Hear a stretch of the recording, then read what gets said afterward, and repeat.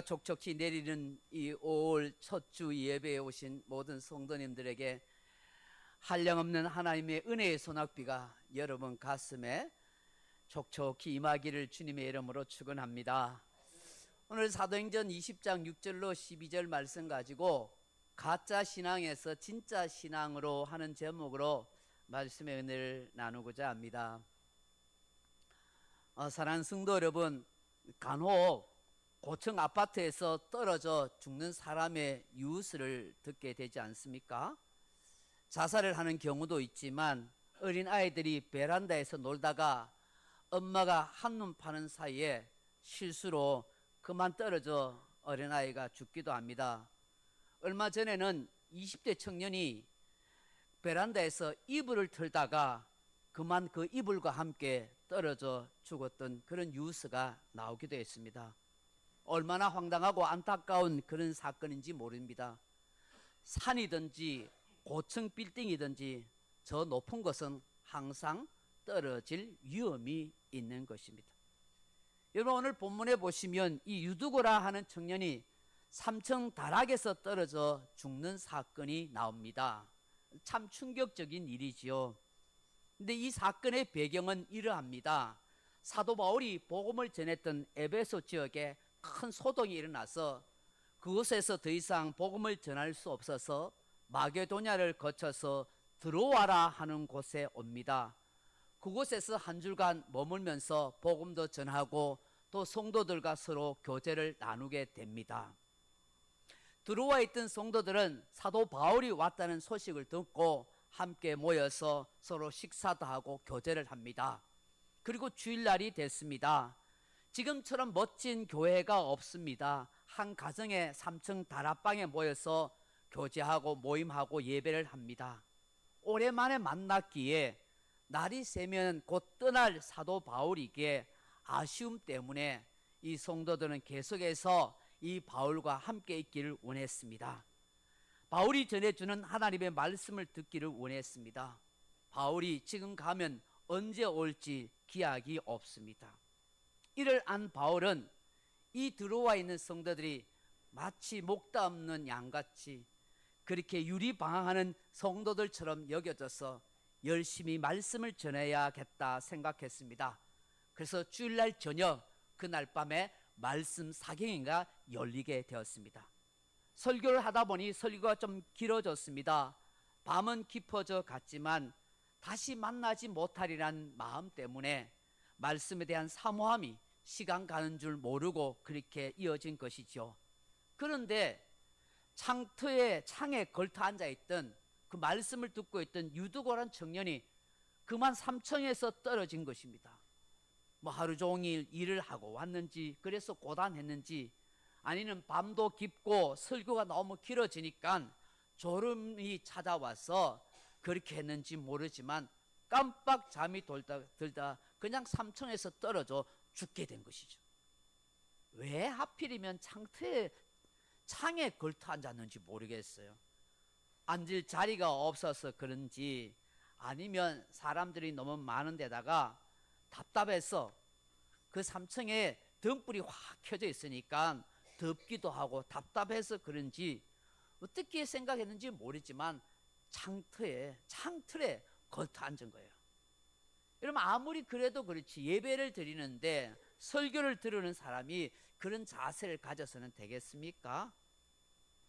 졸리면 일어서서 있든지 아니면 조용히 나가서 세수를 하고 오든지 그렇지 않으면은 난 졸려서 도저히 못 참겠다 싶으면 조용히 집으로 돌아가도 되지 않겠습니까? 그런데 왜 굳이 그 떨어질 수 있는 위험한 그런 창틀에 그렇게 걸터 앉았는지 그래서 사고를 당하는지 참 모를 일입니다. 얼마나 부지합니까? 얼마나 어리석습니까? 참 딱하기 그지없는 못난 청년이 아닐 수가 없습니다.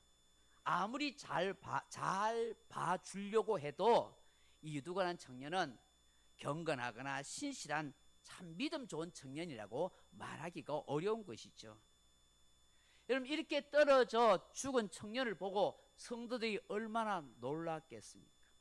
아마 설교하던 바울이 더 놀라고 당했을 것입니다. 은혜의 분위기가 한순간에 찬물을 끼얹은 같은 그런 상황이 되어버렸습니다. 설교도 은혜의 모든 집회도 다 중단되었습니다. 마귀의 장난인지 악한 영의 못된 역사인지 뭐 그렇게 생각할 수도 있죠. 누구의 아들인지는 몰라도 그 부모가 현장에 있었다면 가슴이 철렁 내려앉지 않았겠습니까?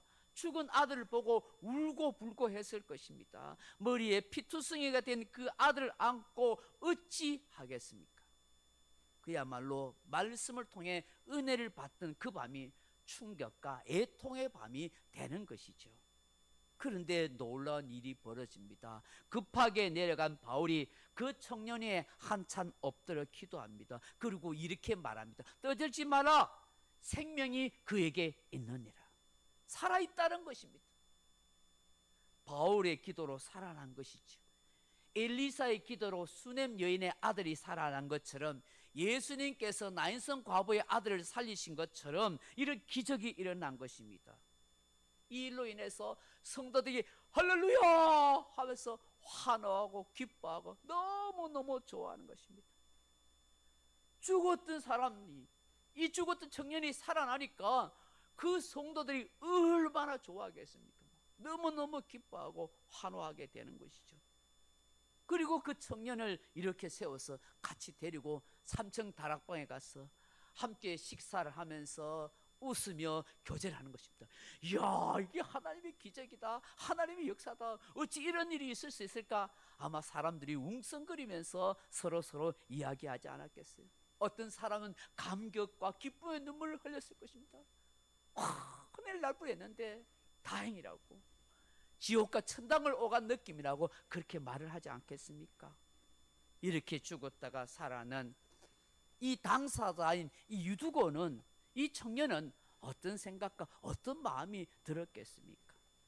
자신의 실수 때문이라고 뉘우치고 회개했을까요? 아마도 그 기적을 통해서 이 유두고란 청년은 이제 정말 정신 차려서 신앙생활 잘해야겠다, 뭐 그런 마음을 먹지 않았을까요? 한순간의 실수로 죽다가 살아난 이 유두고야말로 생생한 하나님의 역사를 경험하게 된 것이죠. 참으로 가짜 신앙에서 진짜 신앙으로 거듭난 순간이 되었다고 해도 과언이 아닐 것입니다. 사랑하는 성도 여러분, 오늘 유두고 사건을 통해서 우리가 무엇을 깨닫게 됩니까? 가짜 신앙인에서 진짜 신앙인으로 바뀌는 계기는 어느 때라는 생각이 드십니까? 어느 때 이렇게 될까요? 첫째로, 고난이나 삶의 위기가 찾아올 때 가짜 신앙에서 진짜 신앙으로 바뀐다 하는 것입니다. 여러분, 성경에 보면 욥이란 사람은 말할 수 없는 극한 고난을 당한 사람이죠. 사람들이 평생 겪어보질 못할 비극과 슬픔을 한순간에 한꺼번에 그렇게 산사태처럼 껴안은 사람입니다. 자식 10명이 한꺼번에 죽었어요. 있는 재산 다 잃어버렸어요. 온몸에 머리부터 발끝까지 악창이 나서 견딜 수 없는 그런 고통을 당했어요. 거기다가 찾아온 친구들이 정죄하고 비난하는 그런 억울한 상황이 되었어요. 그 억울함을 변호하던 그가 하나님이 임재하셔서 하나님께서 창조 세계를 만드신 것을 이야기할 때 그 하나님의 능력의 말씀을 듣고 난 뒤에 욥이 어떻게 고백하는 줄 아세요? 욥기서 42장 1절 이하에 욥이 여호와께 대답하여 이르되 주께서는 못하실 일이 없사하며 무슨 계획이든지 못 이루실 것이 없는지를 아오니 무지한 말로 이치를 가린 자가 누구니까? 나는 깨닫지도 못한 일을 말하였고 스스로 알 수도 없는 일을 헤아리기도 어려운 일을 말하였나이다. 이게 무슨 말입니까?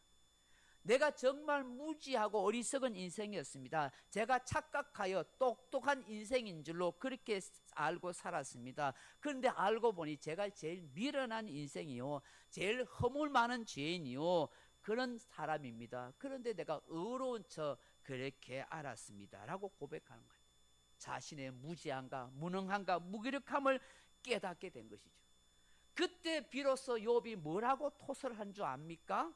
이렇게 이야기합니다. 내가 주께 귀로 듣기만 하옵사오나 이제는 눈으로 주를 배움나이다. 그러므로 내가 스스로 거두어드리고 티끌과 재 가운데 회개하나이다. 그렇게 고백합니다. 귀로만 들었던 하나님을 눈으로 봤습니다. 내가 직접 이 고난을 통해서 하나님이 어떤 분인을 체험하게 되었습니다. 내가 어려운 양, 잘난 양, 내가 신앙생활 잘한다고 그렇게 큰 소리 쳤는데 아무것도 아닙니다. 그래서 내가 잘났다고, 내가 어렵다고 했던 그 모든 것에서 내가 회개합니다. 주님 용서하소서. 그렇게 고백한 것입니다. 자기의 무지함과 무능함을 깨닫게 될 때, 그 고난을 통해서 가짜 신앙이 아닌 진짜 신앙으로 되었습니다라고 고백한 것이죠. 편안하게 살 때는 잘 몰랐어요. 형통하게 잘 나갈 때는 미처 깨닫지 못했어요. 그러나 고난과 역경 가운데서 인생이 무엇인지를 알게 되었고 진정으로 하나님에 대해서 깨닫게 되었더라 하는 것이죠. 참된 신앙인이 거기서 되더라는 거예요. 그러기에 시편 기자는 시편 119편 71절에 이렇게 고백하는 것이며, 고난 당하는 것이 내게 유익이라. 이로 말미암아 내가 주의 율례를 배웠나이다. 고난 당하는 것이 억울한 이고 인생의 비극인 것 같았는데, 너무나 슬픔이고 아픔인 줄 알았는데, 그것이, 그 고난이, 그 괴로움이, 그 삶의 위기가 사람을 사람 되게 하고 참된 신앙인으로 만들게 하더라는 것이죠. 우리에게 닥치는 위기나 고난은 우리로 하여금 확실한 신앙인으로, 그리스도인으로 만드는 하나님의 능력이 되는 것입니다. 가짜 신앙인에서 진짜 신앙인으로 변화시키는 생생한 하나님의 은혜의 경험을 경험하게 되는 것이죠. 우리의 삶을 새롭게 시작하는 시금석이 되는 것입니다. 저는 아직도 생생하게 기억합니다. 25, 6년 전 부교육자 시절입니다. 부산 가덕도의 교회에서 수련회를 갔다가 제가 가르치는 그 고등학생이 물에 빠져 죽었습니다. 굉장히 충격이었습니다. 제 눈앞에서 바다에 빠져 죽어가는 고2 학생을 구하지 못한 것입니다. 장난치면서 얕은 물가에서 고등학생 청년들이 같이 놀다가 한순간에 사고가 나서 그렇게 빠져 죽을 줄 누가 알았겠습니까? 제가 책임지고 있던 학생들이나 청년회에서 수련회 간 것은 아니고 교회에서 하루 잠깐 놀러 간 것이었습니다. 그날 제가 휴가였는데 교회 차량 운전할 사람이 없다 해서 그냥 한번 해준 것이었습니다. 근데 학생들과 청년들이 몇 명이 교회 어른들 수련회에 같이 따라간 것입니다. 그래서 놀고 있던 학생들을 구경만 하고 있었는데, 이게 뭐 한 200m, 300m 가도 이게 허리도 안 오는 이 정도 물이었는데, 이게 가덕도라는 곳에 보면 섬과 섬 사이가 있는데 그 배가 지나가는데 얘들이 탔던 보트가 저 밀려와서 배 사이로 지나가는데 거기는 엄청나게 깊고 유속이 있고 막 회오리가 일어나는 곳이에요. 그걸 아무도 몰란 거예요. 그게 배가 떠내려와서 거기서 뒤집어진 거예요. 그래서 한 명이 죽은 것이죠. 그 따라간 학생, 고등학생 2학년인데 그 어머니는 교회 다니는 지사님이지만 아버지는 믿는 분이 아니었었어요. 그 엄마도 장사해서 거의 일주일에 교회에 막 주일에 한 번 정도 교회에 오는 정도였었어요. 그렇게 믿음이 크지 않는 분이었었어요. 얼마나 교회가 위기가 되고 고난이 되고 곤란한 상황이 됐는지 몰라요. 며칠 만에 잠수부를 동행해서 그 시신을 겨우 찾아냈어요. 장례를 치르는 일이 쉽지 않았습니다. 문제는 믿지 않은 아버지가 받을 충격과 그 어머니 여집사님을 어떻게 위로하느냐 하는 것이었습니다. 하필이면 그 죽은 고등학교 2학년 학생은 아주 똑똑하고 공부도 잘하는 학생, 장남이었어요. 그 밑에 있는 동생은 좀 공부도 좀 못하고 약간 장애를 갖고 있는 아이였어요. 그러니 그 부모의 마음이 얼마나 애타겠습니까? 정말 힘들더라고요. 여러분, 제가 이 사건을 경험한 이후에 다른 교회 부교육자 생활할 때 아이들 데리고 바닷가에 가면 제가 물가에 갈 때마다 얼마나 노심초사하고 그렇게 했는지 몰라요. 트라우마에 엄청 시달렸어요. 한동안 그 물에 잠기는 그 아이의 마지막 뒷머리의 모습이 내 꿈에서, 내 생각에서 늘 떠나지 않았어요. 그게 아른거려서 너무 힘들었어요. 근데 정말 은혜 가운데 잘 합의되고 해결됐어요. 의외로 믿지 않는 그 아버지가 그냥 그걸 잘 받아들여졌어요. 어머니가 많이 힘들었죠. 근데 거기에 이 문제가 해결될 수 있도록 결정적인 해결을 한 사람이 있습니다. 바로 자기 딸로 사고를 잃은 한 여집사님이었습니다. 평소에는 뭐 택시를 몰았어요. 이 여집사님이 아주, 그리고 워낙 씩씩하게 있으니까 이런 아픔과 이런 상처가 있는 줄 몰랐어요. 근데 알고 보니까 그 사랑하는 딸이, 그 예쁜 딸이 대학생 시절에 교통사고로 죽은 것이죠. 이 사고로 너무너무 힘들고 어려웠었는데 이 사고로 인해서 이 여집사님이 깨어져 버린 거예요. 새롭게 되었어요. 오히려 깊이 회개하고 하나님께로 더 가까이 가는 그런 신앙의 변화와 성장이 일어난 거예요. 그 고난을 통해서 주님을 만나고 경험하는 그런 은혜의 역사가 일어난 것이죠. 이 아픔을 통해서 그 아들 잃은 여집사님을 그렇게 위로하게 되는 거예요. 그 여집사님이 그걸 안 거죠. 딸을 잃었다는 걸 과거에 알았고, 과거에 그 여집사님을 서로 위로해 줬는데 이제는 거꾸로 위로하게 된 거예요. 그래서 그 마음을 나중에 추스리고 예수님과 교회를 떠나지 아니하고 다시 신앙생활을 하게 되었습니다. 여러분, 때로는 고난이 감당하지 못할 충격과 사건으로 우리 인생을 뒤집어 놓기도 합니다. 그런데 그것이 때로는 가짜 신앙에서 진짜 신앙으로 만드는 그런 놀라운 계기가 되는 것입니다. 그 슬픔이 아이러니하게도 우리의 신앙을 새롭게 만들어 내더라는 것입니다. 오늘 죽었다가 살아난 이 유두고라는 청년처럼 말입니다. 이 유두고라 하는 이 청년의 이름은 행운이 있는 사람, 행운의 사나이, 그런 뜻입니다. 그리고 복된 사람이라는 뜻입니다. 그는 그의 이름대로 정말 행운이 있는 사람, 행운을 넘어서 천운이 있는 사람이 된 것입니다. 형식적으로 졸기나 하며 제대로 경건하지 못했던, 예배를 제대로 드리지 못하고 그저 그렇게 살았던 그가 죽었다가 다시 살아남으로 진짜 그리스도인 되는 행운의 사나이, 복된 사람이 됐다 하는 것이죠. 아마 그 유두고 때문에 그 부모도 다른 성도도 큰 위로와 은혜를 받게 되었다 하는 것이죠. 꼭 기억하십시오. 우리의 삶에서 만나는 위기나 고난, 그것은 슬픔이나 비극만은 아니라는 사실. 그 고난과 위기는 때로는 나로 하여금 가짜 신앙에서 진짜 신앙으로 만들고 하나님께로 더 가까이 나아가게 한다는 사실. 한 걸음 나아가서 가짜 신앙에서 진짜 신앙으로 바뀌는 때는 언제일까요? 예수님을 인격적으로 만나게 될 때입니다. 예수님을 인격적으로 만나.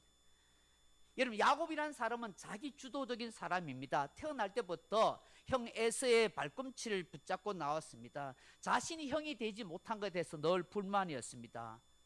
축복권을 누리지 못하는 것에 대해서 늘 원망이 있었습니다. 그래서 형 에서에게 팥죽 한 그릇에 장자권을 그렇게 획득했습니다. 그뿐만 아니라 아버지 이삭을 속여서 장자의 축복을 받았죠.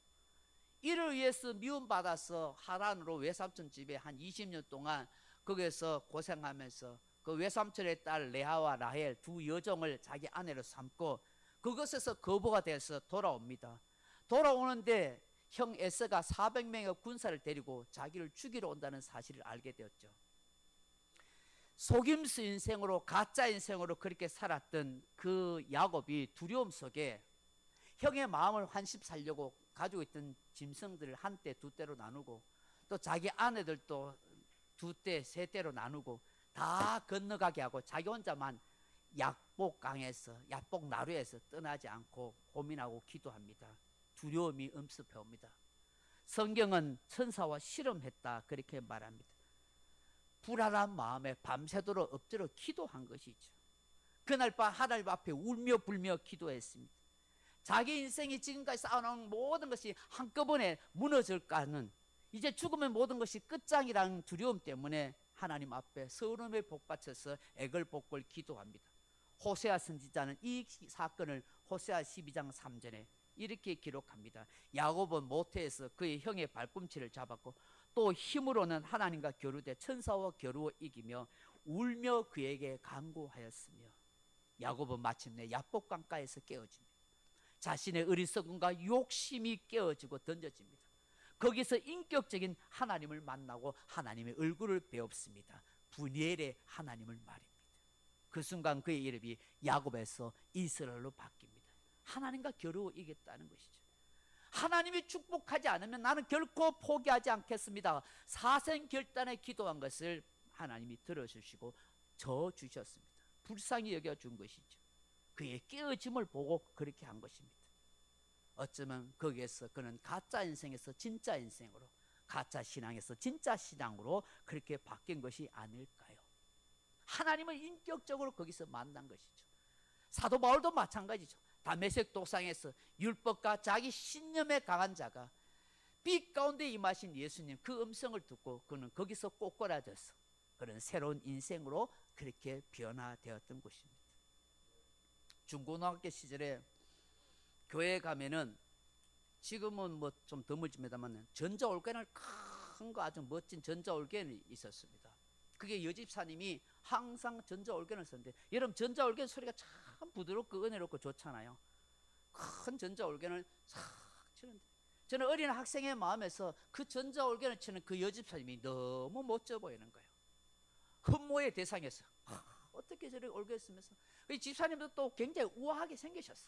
그래서 이렇게 하는데 저는 예배 드리면 목사님 설교는 하나도 안 들려도 저 여집사님의 말씀만 보고 은혜를 받는 거예요. 너무 좋은 거예요. 모든 사람들 흠모했어요. 제일 앞에 앉아서 쫙 치니까 우리 피아노 치는 우리 집사님이 흠모의 대상이겠지만 여러분들에게 너무너무 멋있는 거예요. 근데 그 집사님이 어느 날 그 피아노도 전공하셨고 어릴 때부터 또 목사님의 딸이고 남편도 그때 현대중공업의 부장이에요. 그러니까 뭐 굉장히 사는 것도 잘 살고 뭐 너무 우아하고 좋은 거예요. 근데 어느 날 이 집사님이 자기 아이가 아파서 병원에 입원해서 있다가 거기서 뭐 신앙의 척자를 읽다가 고은하 권사님이라고 아주 옛날 유명한 탤런트 권사님의 그 간증을 읽었나 봐요. 그걸 읽다가 감동이 온 거예요. 깨달음이 온 거예요. 어떤 깨달음이 왔냐 하니까 내가 수십 년 동안 이렇게 우아하게 주님을 위해서 봉사하고 올겐 봉제하고 내가 목사의 딸로서 믿음생활 뭐 뱃속에서부터 믿음생활 잘 해왔는데 자기가 예수를 제대로 믿는 사람이 아니라는 자기 깨달음이 온 거예요. 거기서 병실에서 그 간증을 읽다가 그 딸 아픈 것 때문에 흘려서 회개 막 한 거예요. 그래서 눈물로 회개를 한 거예요. 그래서 그날 그 많은 교인들 앞에서 간증을 하겠다는 거예요. 그래 와가지고 나는 이때까지 가짜 신앙인이었어요. 이제 진짜 신앙인이 됐어요. 하고 막 그렇게 이야기하는데 거기에 있던 그 성도들이 받아들이기 어려운 거예요. 황당한 거예요. 근데 그분은 진짜 인격적으로 주님을 만난 것이었습니다. 할렐루야. 성령님의 역사함을 통해서 그런 깨달음을 갖고 은혜를 누리게 됐더라는 것이죠. 사랑하는 성도 여러분, 이런 극적인 그런 일이 아니더라도 말씀을 듣다가 설교를 듣다가 기도하다가 조용히 주님을 묵상하다가 얼마든지 인격적으로 예수님을 만날 수 있습니다. 어느 순간에 그 예수님이 믿어지고 그 예수님을 사랑하고 싶고 그 예수님을 생각만 해도 감사가 흘러나온다면 그건 인격적으로 예수님이 여러분을 만나주고 있다는 사실을 기억할 수 있기를 바랍니다. 인격적으로 주님을 만나면 가짜 신앙에서 진짜 신앙으로 바뀌는 것입니다. 할렐루야. 마지막으로 가짜 신앙에서 진짜 신앙으로 언제 바뀌게 될까요? 하나님의 은혜가 깨달아질 때입니다. 여러분 얼마 전에 상연됐던 신의 악당이라는 그 영화가 있습니다. 북한에서의 실화를 모티브로 한 영화이지요. 그 영화의 줄거리는 이와 같습니다. 북한 정권이 국제사회의 지원금을 받기 위해서 2억 달러를 받으려 합니다. 근데 그 지원금을 받으려 하면 북한 사회에 종교의 자유가 있다 하는 사실이 증명되어야 하는 것입니다. 북한 당국이 국제 지원금을 받기 위해요 북한 최초로 가짜 기독교 찬양단을 만들게 됩니다. 이 일을 주도하는 기관이 북한의 보이부라 하는 기관입니다. 우리나라 치면 국정원격에 속한 정보기관입니다. 이 보이부는 우리나라의 국정원보다 훨씬 막강한 권력을 가진 정보기관입니다. 과거 군사 독재 시절에 그야말로 중앙정보부 같은 곳입니다. 정권의 안위를 지키기 위한 김정은의 친위 부대와 같은 곳입니다. 북한 동포들을 다 감시하는 기관입니다. 이 보이부에서 하는 일 중에 하나가 북한 주민들의 사상을 감시하거나 검열하는 것입니다. 특히 기독교 신앙을 가지지 못하도록 철저하게 감시하고 발각되면 즉시 감옥에 보내거나 적결 처형도 하는 무시무시한 권력기관입니다. 이 보이부에서 북한의 외화벌이를 위해서 가짜 기독교 악단을 만드는 일을 주도한 것입니다. 기독교인을 색출하던 보이부 장교들이 오히려 그 임무를 맡았습니다. 찬양은 신앙 고백이 아니라 위장이었고 기도는 체제를 위한 형식적인 도구일 뿐입니다. 특히 뽑힌 사람들은 열심히 살아남기 위해서 손을 들고 막 형식적으로 찬양하고 억지로 성경 구절도 외우고 생존하려고 탄식 가운데 기도도 합니다. 그런데 말입니다, 억지로 외웠던 성경 구절이, 그렇게 따라 부르던 그 찬송가와 복음성가가, 그들이 애서 형식적으로 반복하던 그 기도가 그들 마음속에 감동으로 각인되기 시작한 거예요. 그들이 땀 흘리고 연습하고 연주하던 그 찬양곡에 오히려 어느새 하나님의 은혜로 깨달음으로 오게 된 것이죠. 그들의 눈빛이 달라지기 시작합니다. 하나님의 역사가 그들 마음속에, 그들 몸속에 일어난 것입니다. 가짜 기독교인이 진짜 기독교인으로 바뀌는 순간이 되어버린 겁니다. 여러분, 그 영화에 나오는 우리 한국 배우들이 대부분 다 실제적으로 신앙생활하는 다 크리스찬이라고 합니다. 그건 참 놀라운 것은 그 영화를 찍으면서 그 배우들 중에서도 깨달음 가지고 하나님 은혜를 체험해서 더 신실한 성도로 살아야겠다, 그렇게 각오를 하게 됐다는 것입니다. 어쩌면 이 영화를 보고 있는 많은 기독교인들이 가짜 신앙에서 진짜 신앙으로 고백되어져 가는 그들의 모습을 보면서 우리 스스로도 생각하지 않겠어요? 나는 진짜 크리스찬으로 살고 있는가? 하나님의 참 상한과 은혜가 깨달아질 때에 가짜 신앙에서 진짜 신앙으로 바뀌는 그런 역사가 있는 줄로 믿습니다. 말씀 맺습니다. 사랑하는 성도 여러분, 오늘 행운의 사나이 유두구의 추락 사건을 통해 우리에게 깨닫게 하시는 주의 은혜가 무엇입니까? 하나님은 죽은 자를 살리시는 하나님, 우리의 기도에 응답하시는 하나님, 교회와 성도들을 위로하시는 하나님이라는 사실을 알게 됩니다. 무엇보다도 합력하여 선을 이루시는 좋으신 하나님이죠. 우리는 이 하나님을 고백합니다. 유두고의 추락 사건을 통해서 가짜 신앙에서 진짜 신앙으로 바뀌는 은혜의 역사가 일어났기 때문입니다. 고난에서, 삶의 위기에서 가짜 신앙에서 진짜 신앙으로 바뀔 수 있습니다. 예수님을 인격적으로 믿게 되고 하나님의 은혜가 깨달아질 때 가짜 신앙에서 진짜 신앙으로 변합니다. 우리 모두가 이제는 진짜 신앙의 사람으로 그렇게 한평생 살아가기를 주님의 이름으로 축원합니다. 기도하겠습니다. 아버지 하나님, 오늘도 이 가짜 신앙에서 진짜 신앙이 바뀌는 이 유두고 사건을 통해서 오늘 우리의 삶도 새롭게 변화되어지는 참 신앙의 사람으로 되어지게 도와주시옵소서. 하나님의 은혜가 깨달아져서 삶의 위기가 고난 때문에 또 하나님을 인격적으로 만나서